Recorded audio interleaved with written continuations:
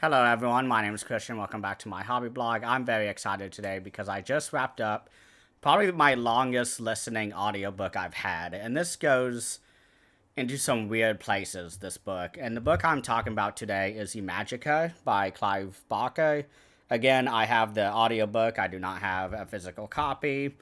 And I will mostly stay not I think I will stay non-spoiler for the entire thing because one of the big weaknesses of this book is that it's very complicated. And absolutely loved reading it the first half of the book. And then it sort of got very repetitive, and I didn't really know what was going on anymore because there was so many terms and like proper nouns being used that I just had no idea what was going on. But I will say my absolute favorite part of this book is the world building. And this is my first Clive Barker book, so I had a lot of expectations going in. And man, did he deliver. I was just really blown away by the world that he created in this book. And the descriptions and the prose of this book is just fantastic as well. Like, there was so many passages that really stuck with me. Some really nasty descriptions as well of some monsters and different like demons and stuff like that. Like, this is Clive Barker. He's a horror writer, and I know him most from one of my favorite movies, Nightbreed, in which he wrote the script for that, I believe. And I specifically love the Cabal cut, which is like the director's cut. It adds like 40 extra minutes. It adds in all the weird demon stuff that Clive Barker is known for, and I love that movie. It's like 5 out of 5 in my opinion, that cut specifically. But like, this book is very much as immersive as that movie because the world is so interesting. We start in Britain and the UK, and then we have sort of this classic like Jack the Ripper intro where we have a guy trying to murder a woman, and both of these characters are very important for the rest of the storylines, and they have some very interesting dynamics between each other and as well as with all the other characters. And we find out there's secret societies. We have like dimensional travel in which you can visit other settings, and we have just all these really great like setups. There's even a character named the Artok, and if you've read Book the New Sun by Gene Wolfe, you'll know that name. So that was really fun to see that again.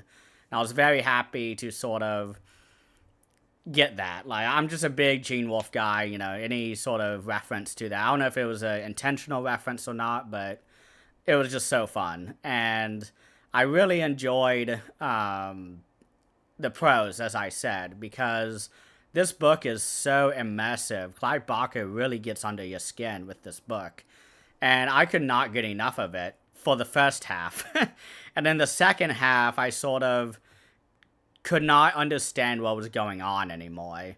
And that was definitely a weakness. And I was talking to a friend of mine outside YouTube he's a huge Clive Barker fan, and I was asking him, like, have you read Imajica? And he's like, I've only read, like, the first fourth, or maybe half of it, and he has exactly the same thoughts as I did in regards of it gets very repetitive, it gets very hard to stick with.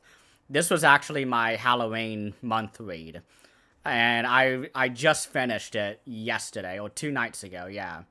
And I've been thinking about what to say for my review, and I've been very sort of... Originally, I didn't even think I would do a review because I just had no idea what was going on. So that was definitely a detriment. I think doing the audiobook did not help. And I don't know if doing the physical book improves on that, because from what my friend was saying, he has the physical book. He showed me it. It has some really cool pictures in the edition. And he was saying that, like, he just could not stick with it. And he's a huge Clive Barker fan. And so it seems like this was not the best place to start with Clive Barker. I am very happy to have read it, but I think in about a decade I'll have to reread it. Physically, at least. And I don't know. Like, one of the big things I don't like about it is that it just sort of goes in a circle, the storylines. Like, they keep going in and out of the Dominion, they call it, which is one of the, like, demonic realms that they keep going into, and the secret society is able to access this, so they're sending people back and forth. And we keep getting this, and we get all this really weird, like, hierarchy within the demons, and the Autarch is, of course, at the top of it. And he's going around and visiting different towns and villages, and the descriptions just got so weird, and the language was so archaic and, like, deliberate that I just had no idea what was going on. And despite all that, I think I'm still loving this book. Well, I still love this book overall. I think I would give it like a 8 out of 10. Like, it was, the first half is fantastic. I loved that section. If that was the way the book was the entire book, then I would have given this a 9 out of 10, but I did not. So, you know, it's fine, whatever. But overall, I went in with really high expectations, which maybe not the best thing to do on the first read of Clive Barker. Now, I probably should have done more research on this, but I did get this for like $2.99 on a sale, so I was kind of like, ooh, let me just get it, and I got it. Without thinking about it, it was a book I've seen on the shelf at Barnes & Noble a lot, at my used bookstore and stuff like that, so I was very like, yeah, let's do it, you know, let's, you know, pick it up, go into Clive Barker, into the crazy world of Clive Barker, you know, and I was a little underwhelmed by the second half of it. I mean, I did finish it, but it took me 2 months to finish, so, and that's not a good sign. Like, audiobooks should be quick and snappy. The length of it is about 38 hours on audiobook, and I had it at 1.75. For a while, I had it at 1.5 for the first half, and then when it just kept getting sort of repetitive for me, I was just kind of like, okay, let's speed this up. Like, it's taking me too long to read this book. And so for the second half, I did read it a little bit faster. Usually I read at 1.5, but I can listen, like when I'm on my commute, when I'm going to work, I can listen at 1.75 since it's the only thing I'm listening to. And my mind doesn't wander that much when I'm driving. Usually I'm really good about focusing on the audio. So I think the characters are really well realized as well. My God, we get some really in-depth characterizations. We have a lot of complexity. No one's a strictly good guy and strictly bad guy. I think my favorite character is Pio Pi, who is one of the sort of demons who is able to shapeshift, and he's the one who tries to kill the woman in the very beginning, and we slowly get to learn about this character and sort of where he fits within his own civilization and how he is used on Earth and stuff like that. Like, it's really, really interesting. Very cerebral. It wasn't the easiest read again, but I really enjoyed it, and I'm happy to have read it. I can't wait to go into more Clive Barker.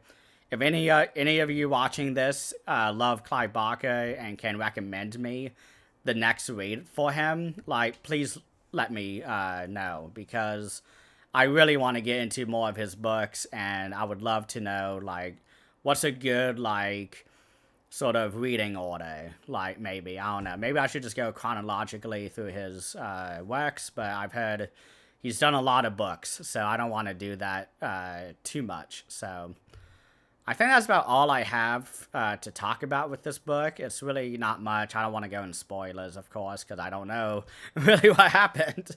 But this was just such a fantastic read, and I hope you guys get to read it as well if you have the chance. So thank you all so much for watching, and please have a great rest of the day.